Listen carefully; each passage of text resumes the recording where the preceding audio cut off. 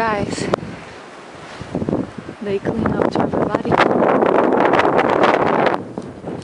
Everybody's trying to take their car out, and obviously it's not going to work.